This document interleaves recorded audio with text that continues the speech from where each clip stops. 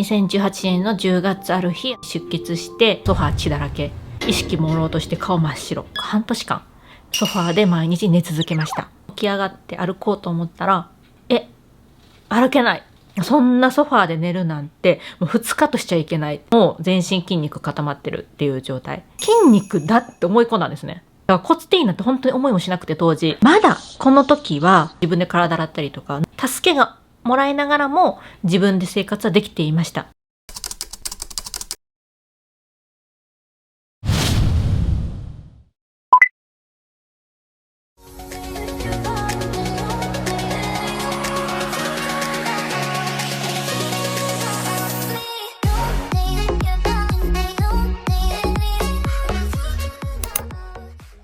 こんにちは。乳がん10年目、余命宣告されても死ぬ気はしないみーぽぽです。はい。今日は前回お話しした骨転移の始まりの続き、その後、どんどん骨転移の進行が止まらなくなってきた頃からのお話なので、今回後半としてお話ししようと思ったんですけど、思いのほか結構この部分がボリューミーだったので、急遽3つに分けてお話しさせていただこうかなと思います。なので今回2部っていう形になります。よかったら関心あるところだけ見ていただけても嬉しいなと思います。はい。で、最初にちょっと前置き長くなっちゃうんですけど、前回も少しお話ししたんですけど、今思い返して思うのは、今の私がこの頃の私を振り返って考えると、もう本当に信じられないぐらいやばいなって思うんですね。行動がなんでそうなったんだろうと思うところもあるし、とにかく見ていてなんでってやっぱ思うんですよね、自分でも。ただあの頃の私は確かに毎日本当に必死で、だからって言って命をおろそかにしてるわけじゃもちろんなくって、もうなんとかしようと必死だったんですね。しかもその乳がん8年目とかになるので、いきなりそのことが起こったっていうよりかはもう徐々に起こっていったことなので、今思えば非日常的な出来事がまるで日常のようになってしまってた。だからその違いに気づけなかったし、やばい状況だっていうことにもなかなか気づけずにいたなって思います。今からするお話は後悔もたくさんある分学びもあった、そんな頃のお話になります。だからといって過去を肯定したいわけでもないし、嘆きたいわけでもなくって、ただ一人の人間の記録として、見ていただけたら幸いです。そしてもしこんな私の経験が、誰かの参考にでもなったら、もうそれは本当めっちゃ感謝ですし、そうなったら幸いだなとも思っています。はい。前回お話ししたように2019年の4月ぐらいから1ヶ月経った5月の頃の私は股関節の痛み、特に左股関節ですね。今思ったら左大腿骨だったと思うんですけど、その子は左股関節と思っていて、そのあたりの痛みからもう思うように歩けなくなったんですね。っていうのも左足体重かけれないから歩けないっていう感じでした。でもう家の中でも両杖、このノルディックの両杖をなしに歩けなくなって、前回お話ししたように、なんとか右足体重かけて自転車でカフェに行っていたアルバイトも、もうその頃にはもちろん行けなくなってしまってました。だからそんな中外に出れず、もう一日家に座って過ごしていたんですけど、筋肉が原因でこうなってると思い込んでる私は、動かなくなったら筋肉が余計固まってしまうって思っていて、だから毎日必死でストレッチしたりとか歩く練習してたんですね。痛くて歩けないって単純にそんなんじゃなくて、足が動かないんです。自分が思うようにこういう動きとか普通に過ごしてる時ってもう何も考えず歩いてると思うんですけど、どうやって今まで歩いてたっけって思うんです。どうやって足を出してどうやって体重かけてたかもう繋がんないんです、神経が。でもその時点でも気づくべきだったとは思うんですけど、明らかに骨転移が影響だったからだと思います。これは筋肉じゃただ痛いとかですよね。痛みで歩けないとかは筋肉でもあると思うんですけど、こんな風にもう繋がらない、神経が繋がってないのか分かんないですけど、とりあえず自分でももう不思議でしょうがなかったです。そんな中毎日母に整骨院に連れて行ってもらって、体ほぐしてもらったりもしていました。もう本当に今思ったらめっちゃ危険。ほぐしてもらうのもちろん痛くてよく叫んでましたね。でもちろん整骨院先生も骨転移は疑ったんですね、最初。けど私があまりにも骨転移じゃないって言い切るから、あ、そうなんだってなりますよね。だからその感じでほぐしてくれてたって感じです。はい。でこれでもなんとか両杖ついて家の中で生活してたんですけど、ついにはもう24時間介助なしには生活できなくなります。でそのきっかけがあるんですけど、それはある日昼ご飯食べようと思って、冷蔵庫の上のものを取ろうとした時に、この右肩甲骨がグキってなったのが分かったんですね。でそこでやめたらよかったんですけど、そのまま持って下ろしたことによってまた余計グキってなって、その瞬間激痛でもう右手上げることも、もうコップやお皿さえもうこんな風に持てなくなりました。ただ上がらない。でその時ってすでに両杖があってなんとか歩けてた状態、左に体重かけれないから腕に体重かけてこう歩いてた感じなんですよね。もうほんと腕で支えてた感じ。その右腕を要は使えなくなっちゃったから、左足を支えれないから、その瞬間から誰かの支えなしには歩けなくなりました。今思ったらちゃんと医療とつながってたら車椅子とか何かしらあると思うんですよ、方法は。でもその時の私とか母の日常にもう本当に閉鎖的になってるから、そんな考えも及ばないんですよね。不思議なんですけど、ちょっとした洗脳と似てるような気するんですけど、もうそういう考えがなく、支えてもらうしかない。脇の下から私こうちょっと持ち上げてもらって、左足体重かけないように浮かしてもらいながら歩くって方法しかないってなったんです。なのでもうこの日からもう誰かの支えなしにはもちろん動けない、イコール今までなんとか自分で水を汲んだりとか、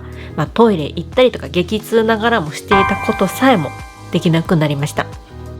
誰かに24時間いてもらうようになったって感じです。はい。その時私はもう肩甲骨の大切さを本当に身に染みて感じたんですね。だって肩甲骨が痛いと右腕上がらない、腕が上がらないのはもちろんなんですけど、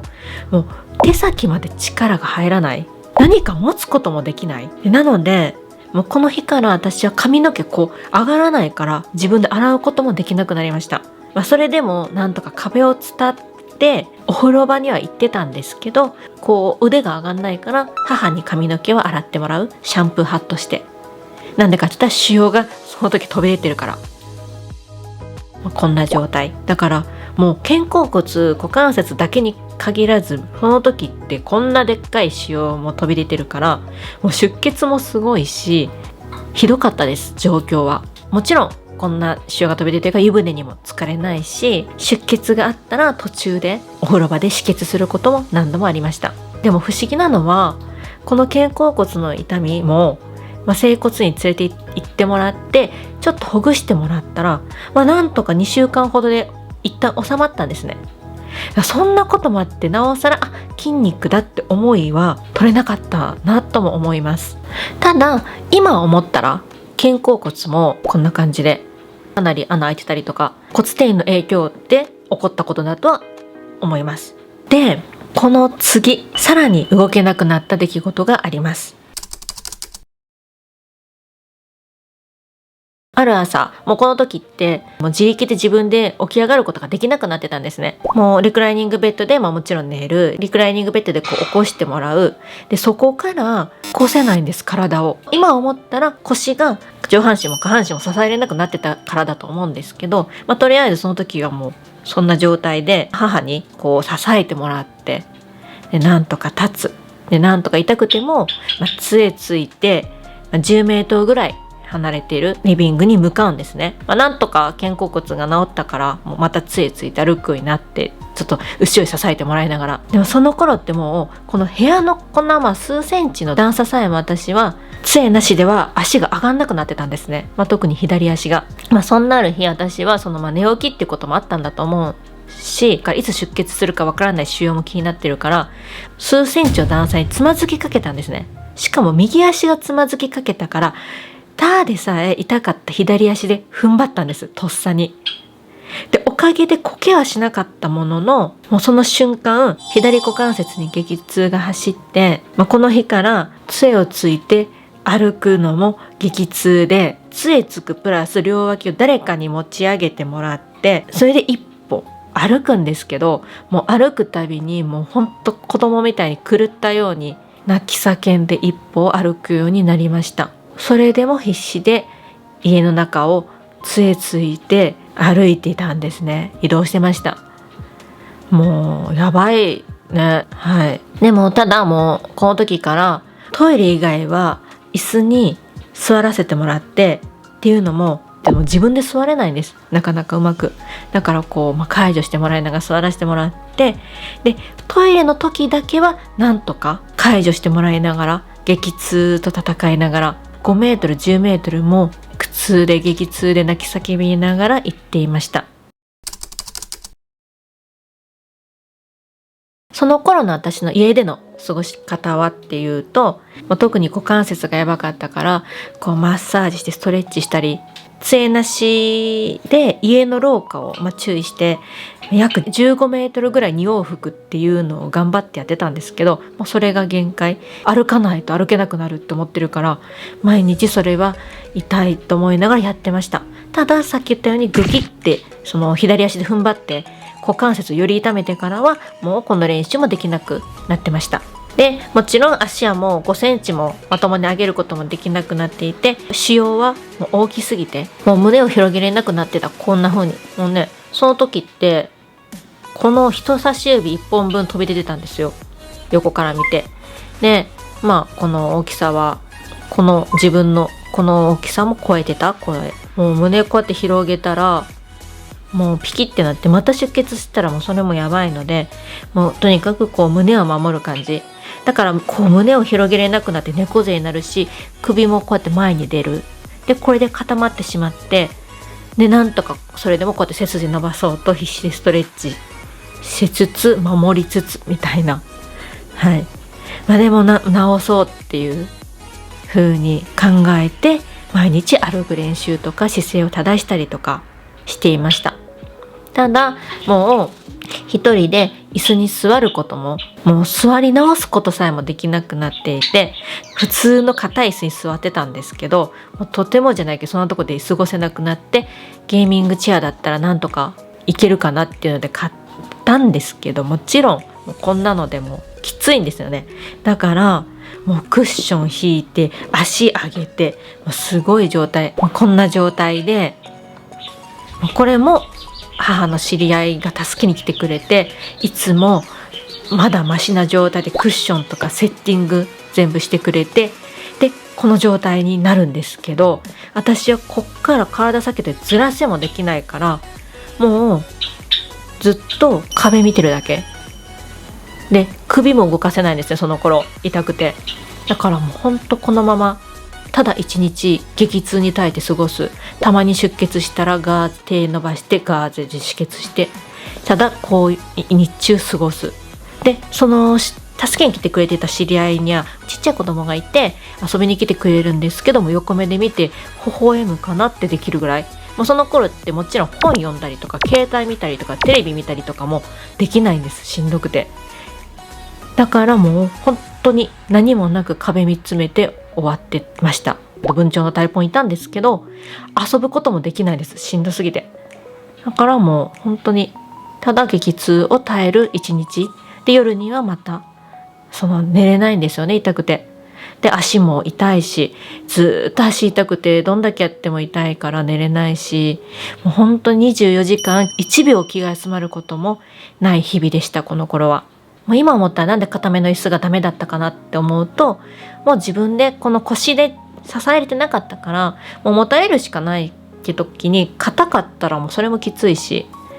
だからって柔らかすぎるソファーも無理なんですね、もう。だからなんとかこのゲーミングチェアにクッション挟んで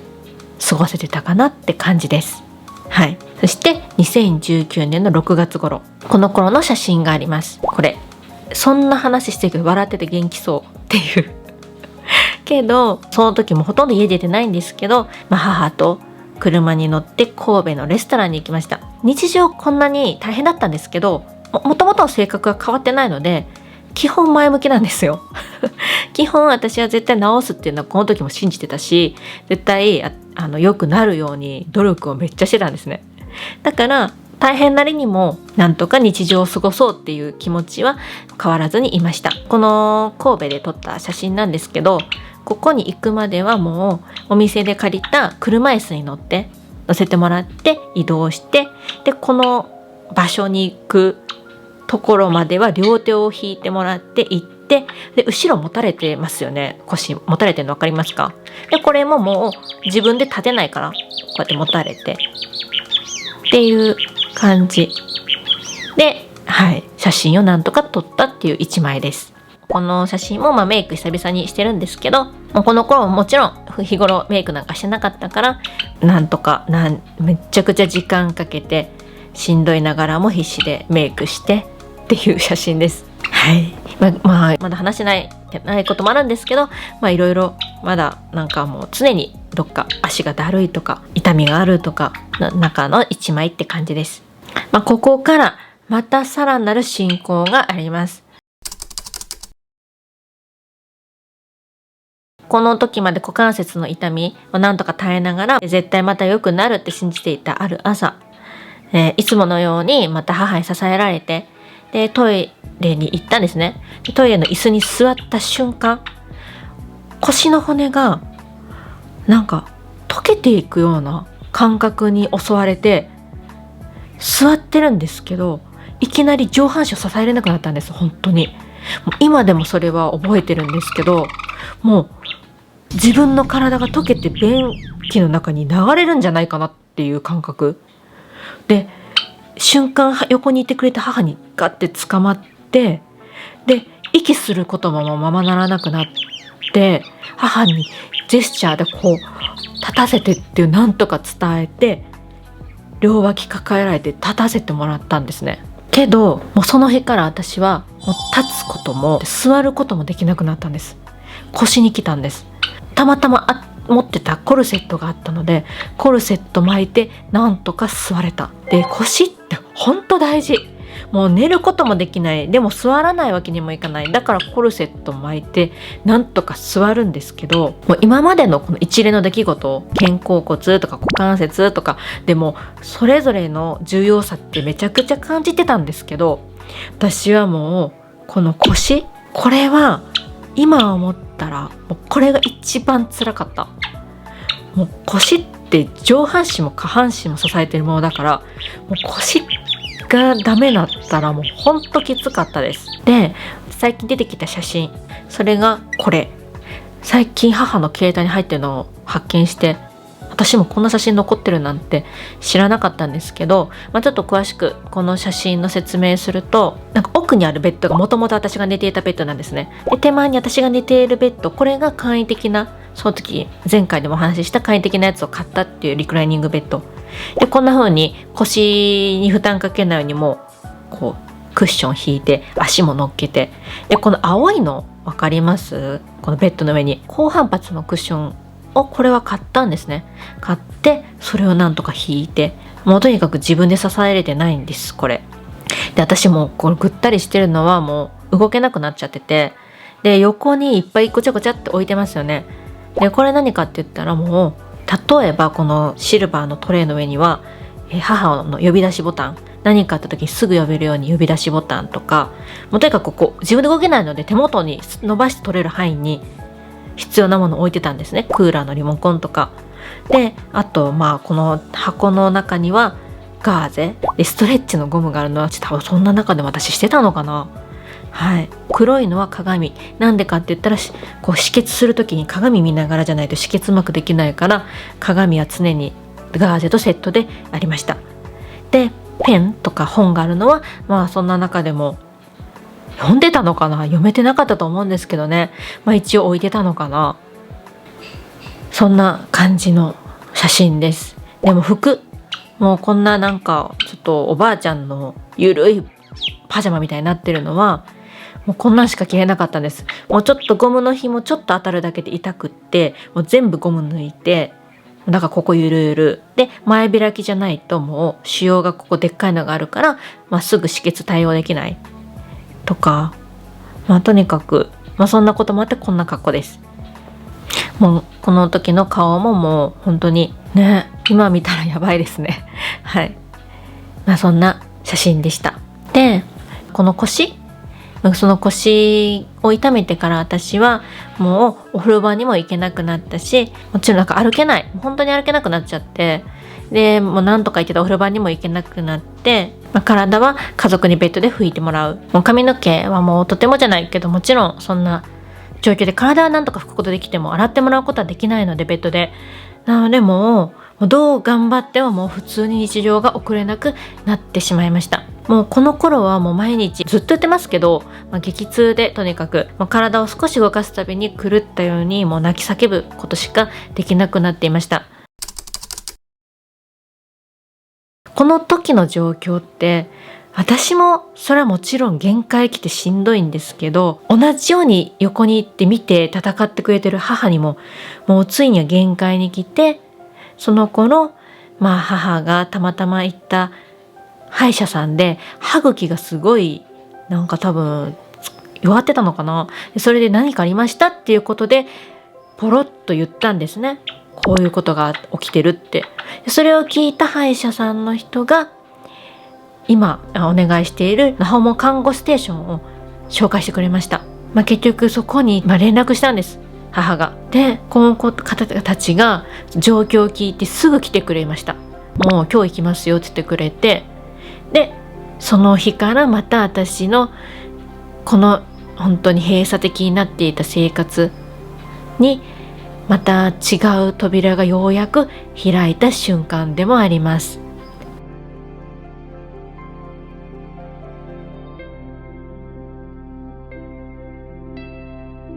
ずっと、一部二部で話したこの数ヶ月、あまりにも毎日が必死だったんですね。もう一言で表せないんですけど、そんな中の日常がそうなった感じだったので、しかも閉鎖的になってる、もう周りに助けを求めれてない状況にいた私たちは、今思ったら本当非常識な状態だと思うんですけど、その時は気づけずにいました。でようやくここから訪問看護師さんたちとか外の風が入ったことによって大きく変わります。なので訪問看護師さんが入ってきて、そこから今の回復につながるお話をこの3部でお話できたらなって思います。とにかく今進行がめちゃめちゃ進んでた時の自分を振り返って、改めて思うのは、こんな風に人って多分洗脳とかもそうじゃないですか。これが洗脳ってちょっと違うかもしれないけど、閉鎖的なところであたかも非日常が日常になってしまって、それに疑問さえも抱かない、本当に怖いなって思います。結構これって危ないことだけど、こういう人っていなくはないのかなと思ったり、そ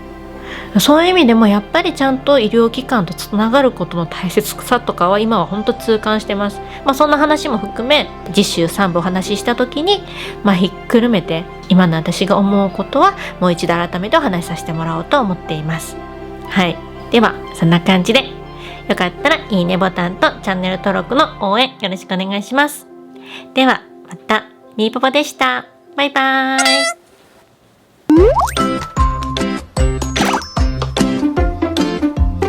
訪問看護師さんが入ってきたっていう名宣告を受けてから、今の回復につながる話をお話しさせていただきたいなと思います。